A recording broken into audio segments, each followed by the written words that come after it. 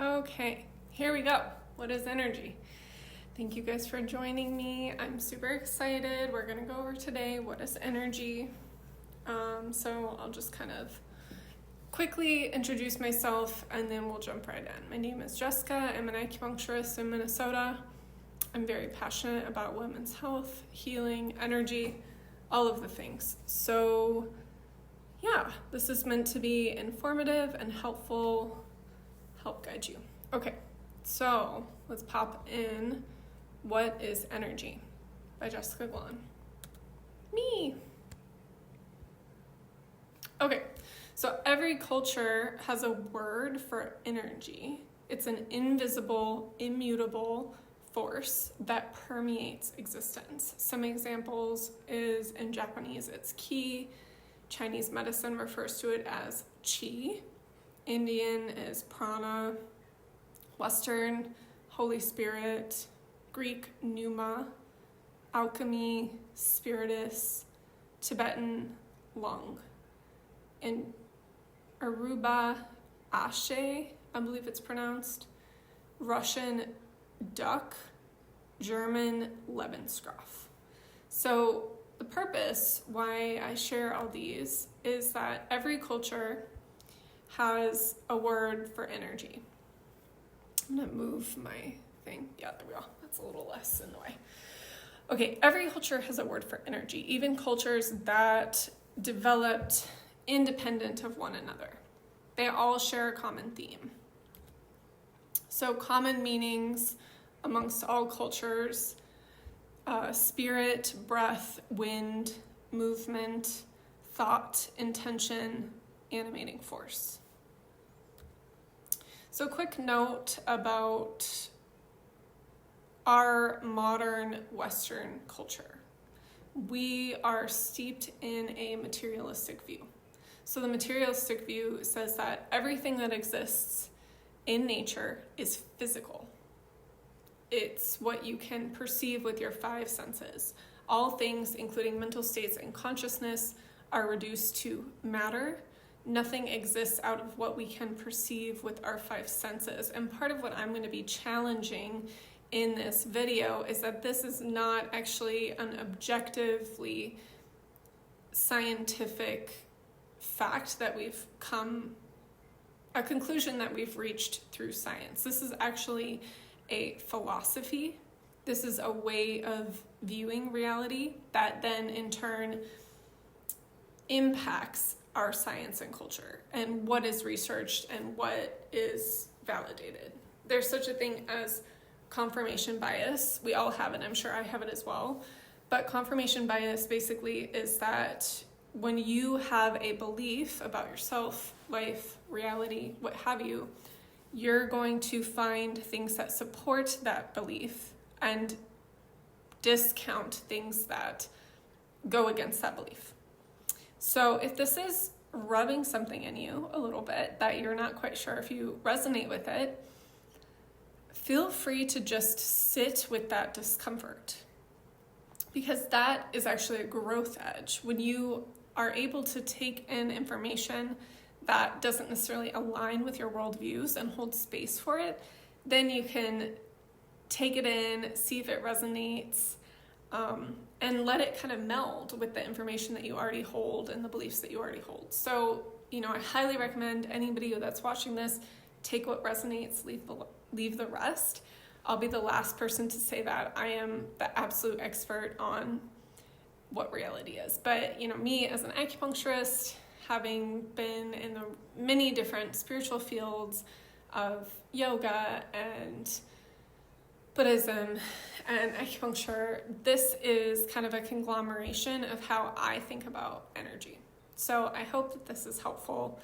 Again, take what resonates, leave the rest. So the materialistic view I want to go into, so this was basically brought into our culture by certain very influential thinkers. One is Democritus, the philosopher, goes back all the way to Rome, a lot of these Roman guys, and then Newton. And basically, this view, it isn't empirically scientific. It's based on a philosophy and the impact that certain philosophers had on society.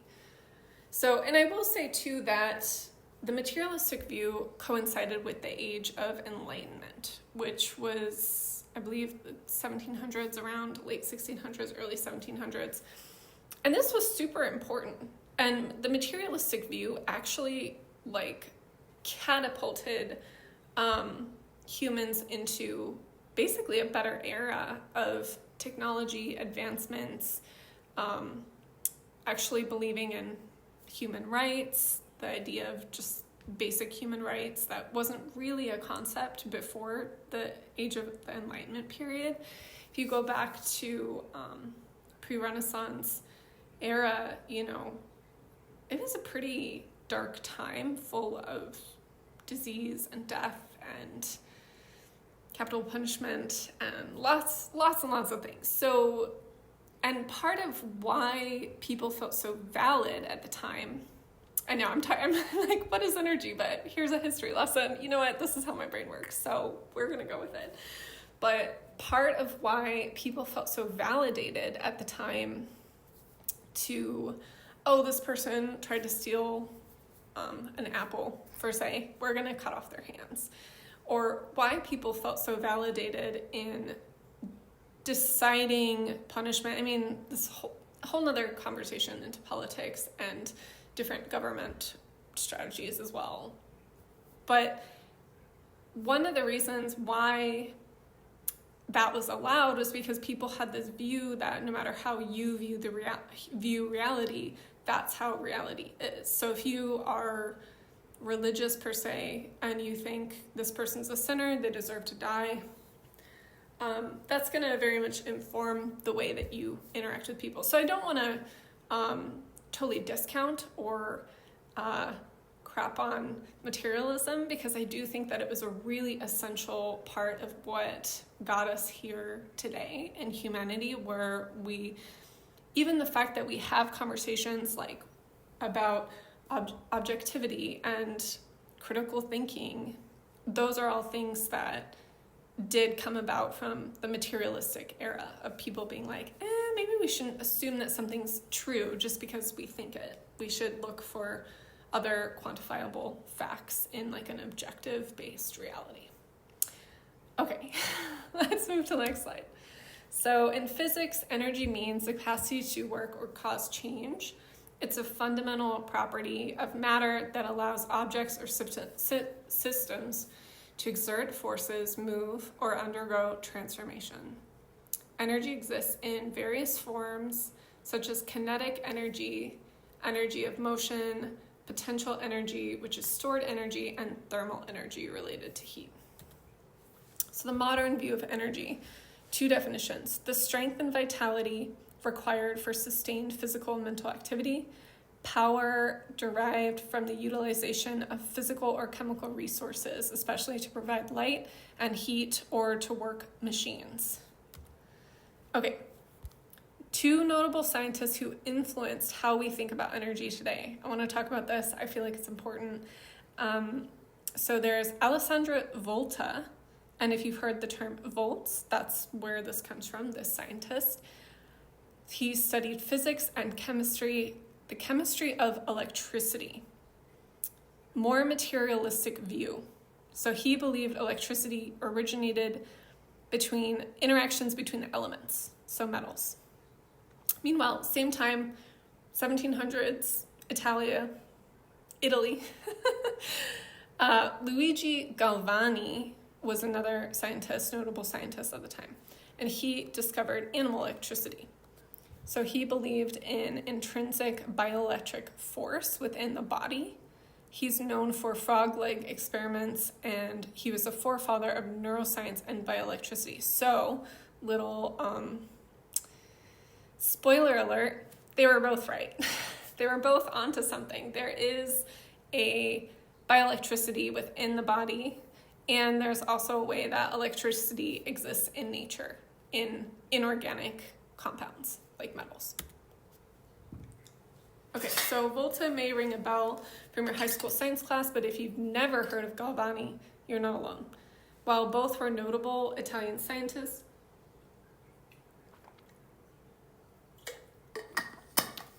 in their day, and their work influenced one another's because they were both working with electricity.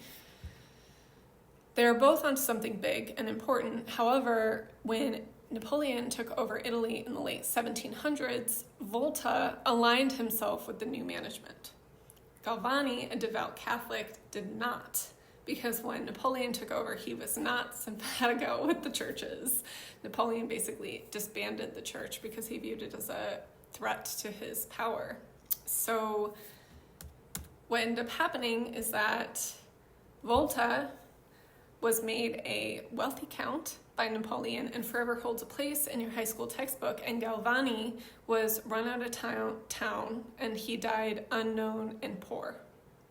So both were extremely intelligent scientists, but for political reasons, not because one held more merit over the other scientifically. One scientist was supported, given more of a platform, and thus has influenced our modern society more than Galvani. And this goes to show that science is not purely empirical, but also impacted by political agendas. Hate to break to you. Okay, notably, now I want to get into kind of the science behind energy. Notably, there was one study called Bioenergy in Breast Cancer Report on Tumor Growth and Metastasis that states the authors conclude that there is moderate to strong evidence of the efficacy of these therapies in reducing pain in hospitalized pain and cancer patients, as well as moderate evidence of the efficacy in improving dementia and anxiety symptoms. Jane and Mills call for better controlled studies to further validate these preliminary results. In a recent literature review aimed at critically evaluating clinical trials in adult patients with cancer, therapeutic touch was found to have positive effects on pain, nausea, anxiety, and fatigue, and life quality, in addition to biochemical parameters, which I think is important. So I think that it's important to mention this because energy work was able to have a direct effect on biology and the physical being. Some people might argue that that's placebo. I'm not really going to get into placebo. Honestly, I'm not going to lie. I find the whole placebo argument to be boring because I feel like it's only applied to things that certain people deem pseudosciences, when placebo effect is literally everywhere. Like it applies to every medicine. They've shown that if you like your surgeon better, that you have better outcomes from your surgery. So that's part of why I don't even really like to get into placebo effect, because I feel like it's just the sea that we all swim in. And I don't really think that it's fairly relevant to this discussion. So you can think about placebo effect all you want, but I'm not going to cover it. Okay, so energy from a Chinese medicine perspective. There is qi in everything, but in living systems, the qi has more movement. In non-living systems, the qi is more static. So this is important. Qi is in different states, but everything is qi. Everything is energy. In living systems, the qi flows through meridians. Oh, I should have grabbed my acupuncture guy. Whatever, it's fine. I think I have the picture in here. Yeah, I have the picture. Okay, moving. There's another picture in the side. I'll bring it up. Flows through meridians. It defends, so protects against illness. We call this in Chinese medicine the Wei Qi, the protective qi. It's both physical protection and mental, emotional, psychological, spiritual protection. Transforms, so powers digestion and metabolism, transformative processes in the body. It moves, enables circulation, respiration, and nerve-like signaling. And holds, so it keeps blood, organs, and fluids in their place. Okay, here's my acupuncture man. You can see the meridians. So in Chinese medicine, there are 14 main meridians that run along the body. And each one of those meridians has a acupoint along the meridian. So energy flows throughout the human body. The meridians are like rivers that run along the skin and connect deeper into organs and tissues. The chi of a meridian can get accessed through an acupoint on the channel. So just like in a regular river, there's places where the water will pool and swirl and be a little bit deeper. So there's places along the river where it's more shallow and just a consistent flow. And then there's other places on the river where it's deeper and the water has more movement happening. So we can think of that, how the energy is traveling within the meridians in Chinese medicine.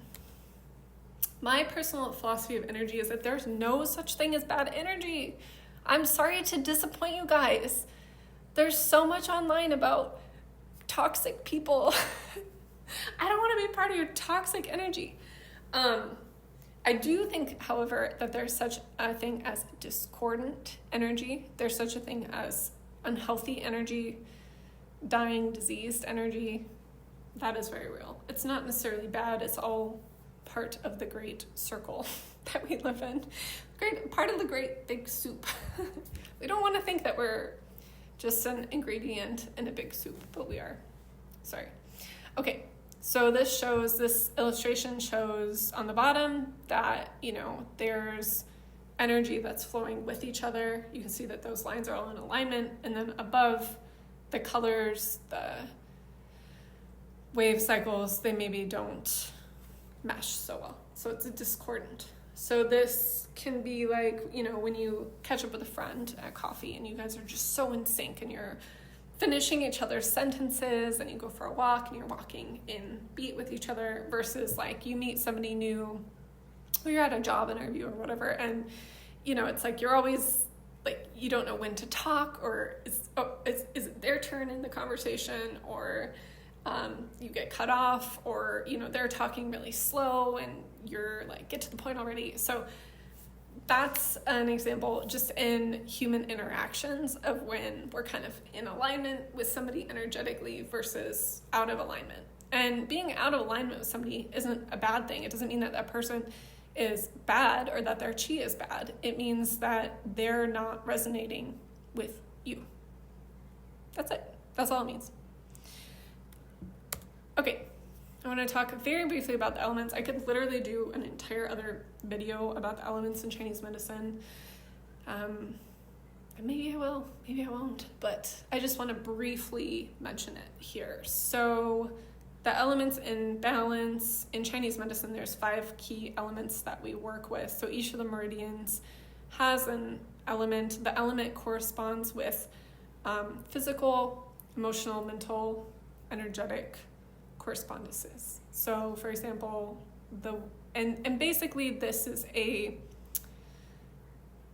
story of how nature flows in the body, because human beings are a part of nature. So the processes that happen in our body are actually in many ways determined by what's happening externally in our environment, in nature. So this is essentially running through. The elements represent basically the different life cycles. Like wood, the tree there is, the tree is wood. So that's about new beginnings, springtime energy. Fire is like summer, harvest, like peak time where you're, well, not harvest, but when things are flourishing, I'd say.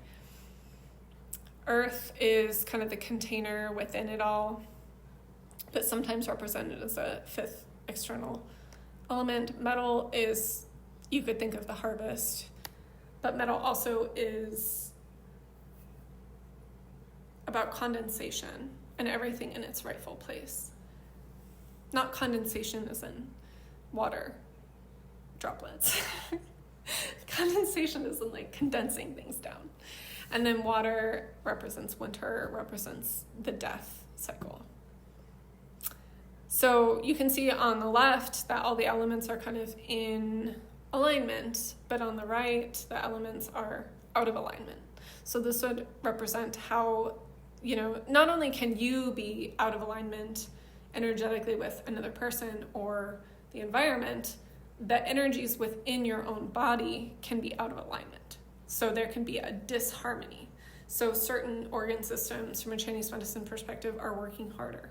And like an example of this would be if somebody is overworking and they have a lot of anxiety and their heart is like fast in their chest. And anytime somebody's talking to them at work, they're like, like getting this like fluttery feeling. So that's an example in Chinese medicine that actually the heart chi that is responsible for kind of showing up, doing our work, is getting out of balance. It's having to overcompensate versus the kidney adrenals, which is more about rest and digest, like how you're sleeping at night. Again, it's hard to explain this in a very concise way, but I just wanted to touch on my point in bringing it up is that we also have different energies happening within the body. And those different energies correlate to different aspects of nature. And often when somebody is in health, all those correlations and energetics internally are in alignment, working well together in harmony, versus having an internal disharmony. And this can be in so many different ways. This can be Chinese medicine, elemental energetics, but it also can be if you have two parts of yourself that are really disjointed, or it could be somebody that's like in a marriage and they're mostly happy for the most part, but another part of them really wishes that they were single. So there's just two pieces of somebody that's like tugging on each other, and that is an internal disharmony. So this can be psychological. The elements are more, I'd say, energetic, or energetic meaning like less material, more immaterial. It can be physically, so certain organs are literally working harder. If somebody has a lot of reflux, for example, that's like the stomach is working harder than it needs to. So it's creating this kind of backup. There's excess acid in the stomach. That means that the stomach is having a crank. And why is it having a crank? Probably because there's something else happening in the body that is underachieving. You can think of this as like a work, like work-life politics. Like, Susan that never does her job, and then Phil has to take over and do the files that she didn't get done. So, things in a work situation are more harmonious when everyone's focused and doing their job. And it's the same way in the body. Each of our organ systems has its own job, and things work well when we're all doing our job. Okay. Everybody has their own personal energy signature. While it changes day to day, I believe that everybody has a vibe that feels the best for them, and that is their kind of natural homeostasis point, though this can 100% change over time. You are constantly absorbing energy from your environment, the same way that our immune system is constantly interacting with the environment. Our chi is always being impacted by what's around us. So we have to take into account that while we would like to think that we can always have this sense of inner equanimity, or say our immune system is really strong, you can go into any environment and not get a cold. Eventually, though, if you continue to go into disharmonious, chaotic environments, that's going to affect the chi. And depending on how in alignment the inner chi is, depends on how much it's going to resonate with outer discord. So if your internal chi is already very discordant and not functioning well, then you're going to be resonating easier with other discordant chi. If your system is a little bit more in tune and resonant, and I want to give a personal example. There was a time in my life where there was about 3 years when I lived in Boulder where I was practicing yoga so regularly. I was doing probably about 4 to 5 hours of yoga a week, if not daily, hour-long practice. And I always was very, very busy in that period of my life. I was working, I was serving tables, I was in grad school. This was right after I'd graduated grad school, but I was still studying for my acupuncture board exams. And I remember this one night I was working, it's really busy Friday night, and I just had gotten so in this habit with yoga and, calming my body that I had this sense of, okay, there's so much like chaos happening around me, and I literally felt like I was in this glowing bubble, and I was just like, so calm. But what I thought was so interesting is that I had a guest comment on it. He was like, wow, you're not even affected by this really intense environment around you. I mean, I think it was maybe even a karaoke night. Like, there are probably people like drunkenly singing karaoke tunes. And he could just tell that I was not in that vibration. And people really notice when you're in a chaotic field and you're not resonating with it. People 100% notice that. Like, when my system is really in tune, I notice that all the time, that I'll walk into a room and people will automatically turn and look. And I think that that's because they can just sense that there's something different energetically in the field. So, okay, I also really want to talk about, I told myself I wouldn't make this too long, but you know what? I'm just gonna share with you all the things, because it makes me happy. So with the microbiome, this was something that blew my mind, is that each of us actually has our microbiome extends 6 feet around us. I mean, that's probably easier to believe after COVID, where there were signs everywhere saying, like, stay 6 feet apart. I mean, honestly, you'd probably,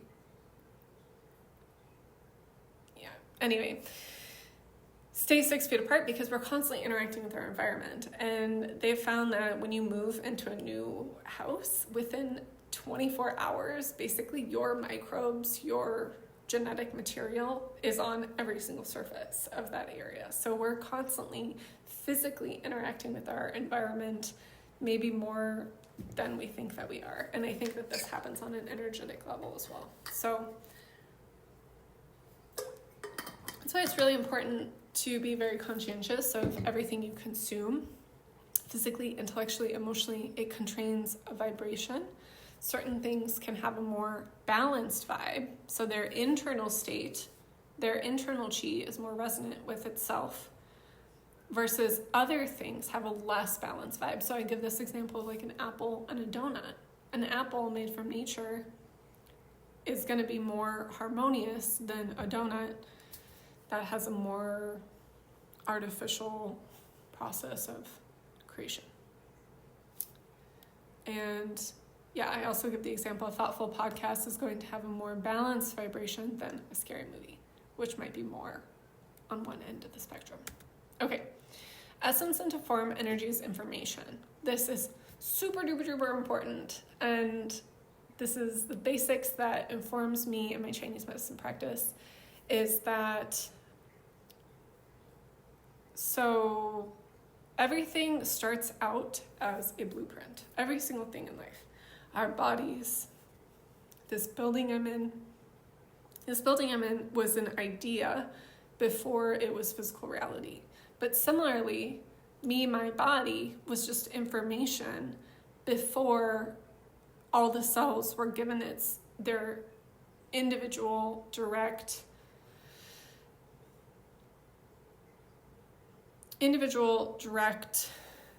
instructions to create my body. So we can think of this even as DNA. I think that DNA and RNA are very related to energy. This is my personal perspective. I'm a science nerd, and I'm also a little woo, so I like to kind of take information and integrate it into kind of a way that makes sense to me. So this is how it makes sense to me. So similarly, form, I'll talk briefly about, for example, epigenetics. So we all have the DNA, which is just kind of like the base blueprint, you could say, but epigenetics is the way that the protein sheaths will slide on and off certain proteins in the DNA sequence. So basically it turns on certain proteins versus not. So this gets into, I think that there's an interplay constantly. We are created by all these past processes. So you can think of like way back when how evolution, like we're in this moment, a manifestation of not only humanity that's gone back thousands of years, but the creatures that evolved into humans, the creatures that evolved into primates. So we're a part of a life process that is continuously living and learning, living and learning, living and learning, living and learning. So, we're kind of an amalgamation of so much information. There's so much information in the body, and we have not even begun to crack that code as scientists or intellectuals. There's so much there that we can't even comprehend. And then epigenetics basically allows for that continuation of learning. I have this memory that pops into my head. Let's see. Yeah, no, okay, we'll stay on this. I had a friend in elementary school that was deathly afraid of snakes. And I bring this up curiously because I lack a natural, even healthy fear of snakes. When I was a child, if I found a snake, I would literally just pick it up and start playing with it. I loved spiders. I loved snakes. Like, I had no fear. I would keep my spiders in a little salt jar next to my bed. We won't get into that though. But so I had a childhood friend that was deathly afraid of snakes, and this is in her biology. This is in her genes. This is something so instinctual in her reptilian brain that she hates snakes. And this story of, one time she came home from school with her mom, and there was a snake in the driveway. And the mom, and I'm not trying to make light of animal cruelty or anything, I feel sorry for the snake, but the mom drove over it and then kept driving over it because she was just terrified of snakes. And anytime that I would hear her mom talk about snakes or her grandmother talk about snakes, it was all met with this intense fear that had been passed down throughout the line. Meanwhile, my mom's like, Jessica, put that down. What are you doing?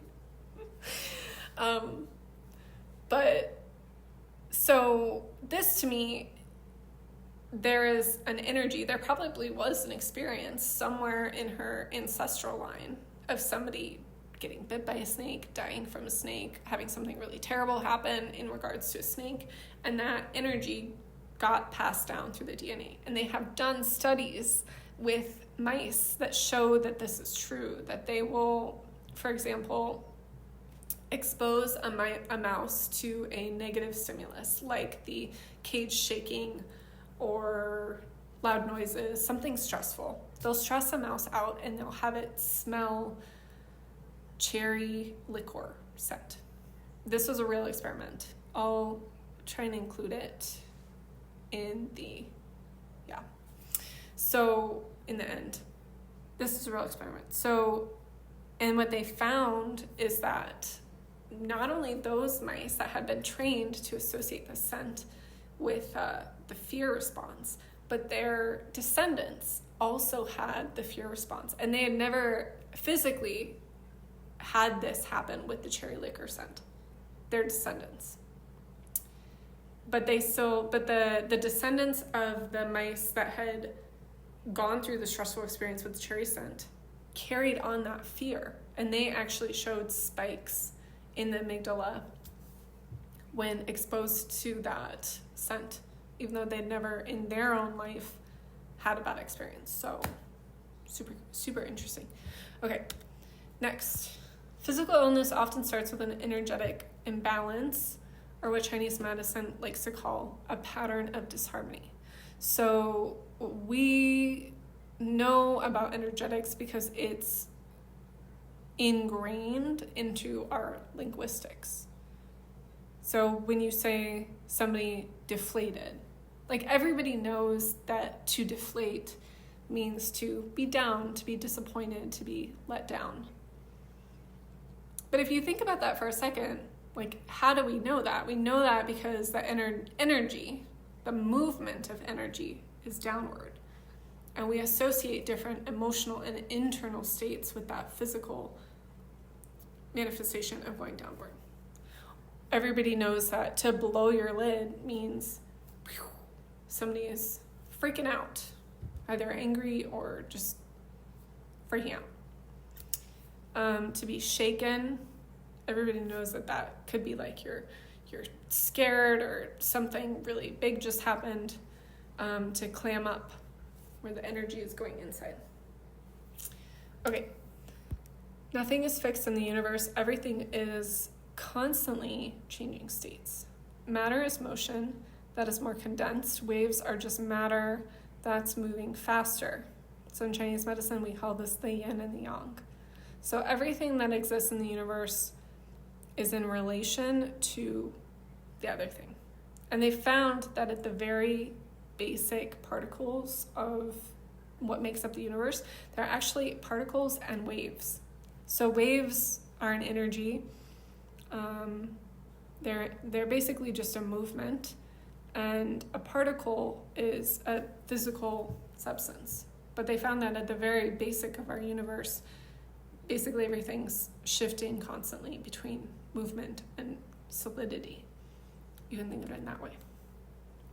So symbols, these are symbols that illustrate how form transforms into energy, then back into form, and a never-ending cycle. So not only do we have the energy into form, but there's also a form into energy. And you can think of that as death. You could think of that as passing along your genes.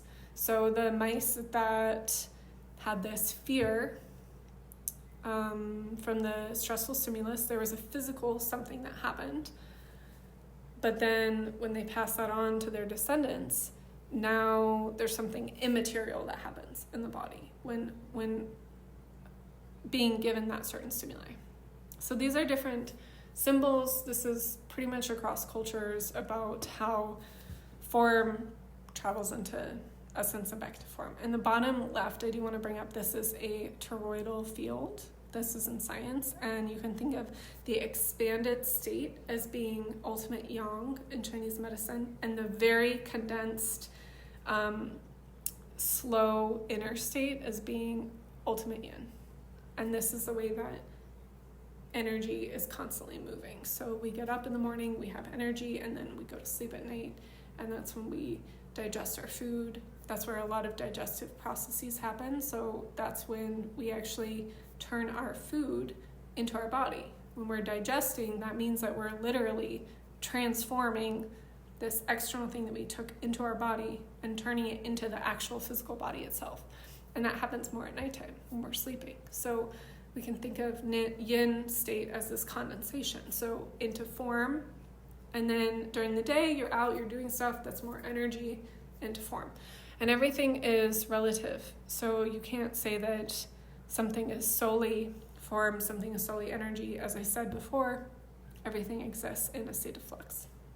So I bring up the yin-yang. That's basically what I was just talking about, comparing it to the toroidal field. And then there's the Celtic knot on the upper right side right here, which is also just a symbol of how life is constantly interchanging. And the bottom right symbol is the Ouroboros, and this is an ancient, I think it originates in Egypt. It's an ancient Egyptian symbol, and it's the snake constantly consuming its own tail. So this essence of, the snake is a symbol of life, and life is constantly consuming itself, constantly creating itself and consuming itself.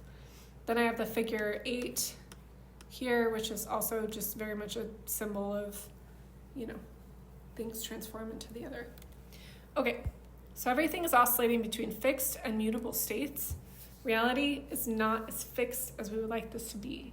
And some people can react to this with fear, but if you really understand this, you can actually use it to your advantage, which is so amazing. You could become a powerful creatrix by recognizing that you can manifest things in form by thinking the thoughts enough. I mean, everybody's heard of like the law of attraction and stuff like that. So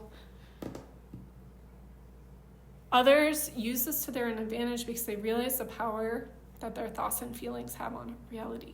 Whatever you think, believe, and do impacts the course of your life. It impacts how people treat you, what opportunities come your way, and even impacts your physiology. So I give this example of, 2 different photos. One is a older woman on the left that's smiling, and the other is a more societally beautiful woman on the right that's clenching her face. So an example of this is if every time you look in the mirror, you think, oh, I'm so ugly, whatever. Your face, because that feeling ugly, like what happens to your face? You're like, it scrunches.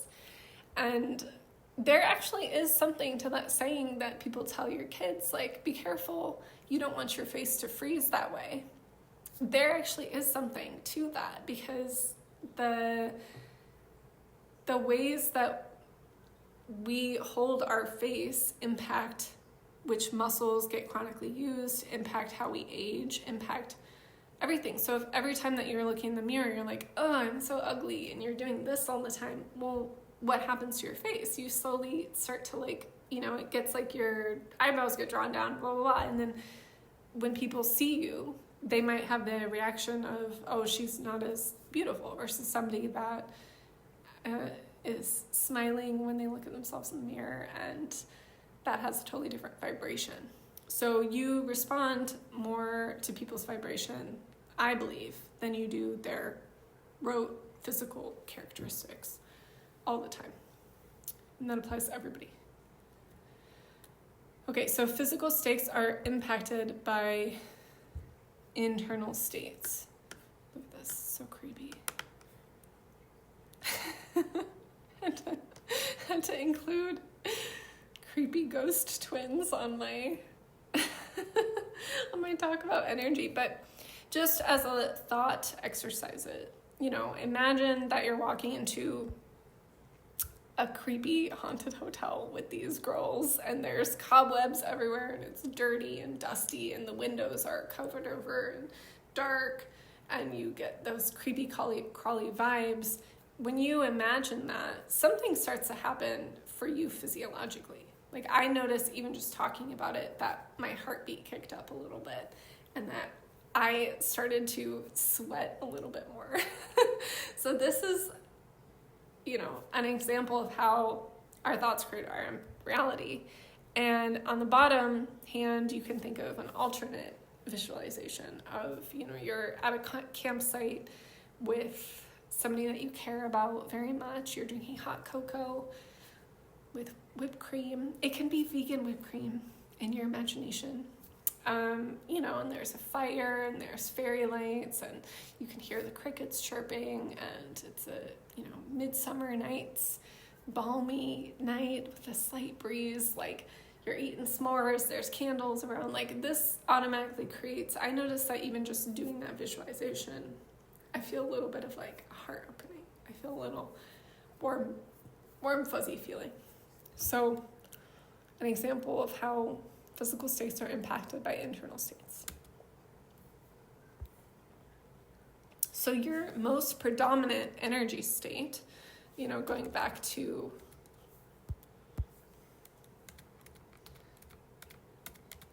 this slide, your most predominant energy state, how you present yourself, how you feel about yourself, how you think about yourself, what you're doing with your time.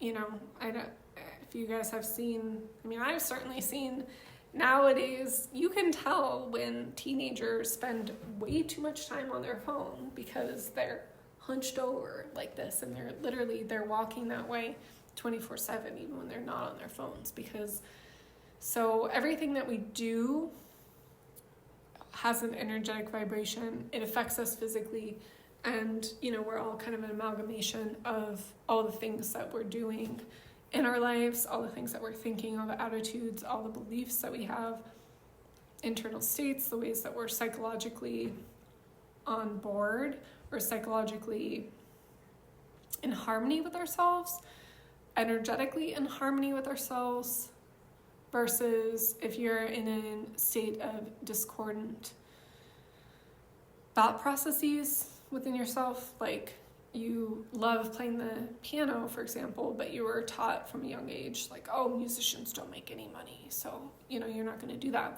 That's a huge disharmony within the system, and you're going to carry that vibration as you go out throughout the world. And, you know, I can just kind of say that,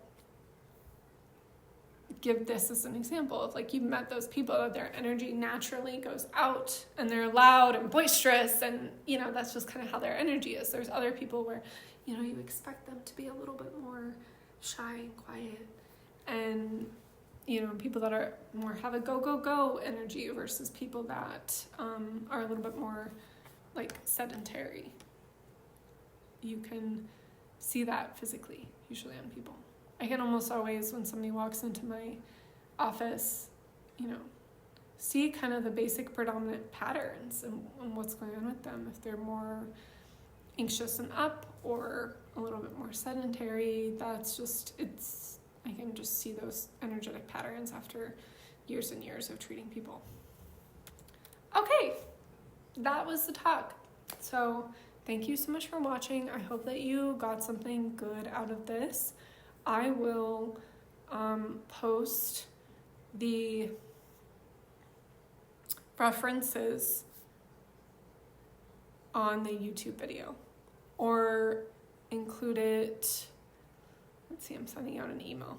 I don't know. I will figure out a way to include the references. I'm sorry that I didn't include it in the slides. I meant to and then totally forgot, but I will make sure that I include the studies that I was talking about if people want to follow up and read those studies. And yeah, it was so great to do this. Thank you so much if you watched to the end. I hope that you got something good out of this. So have a good rest of your day. I'm going to go ahead and end this recording.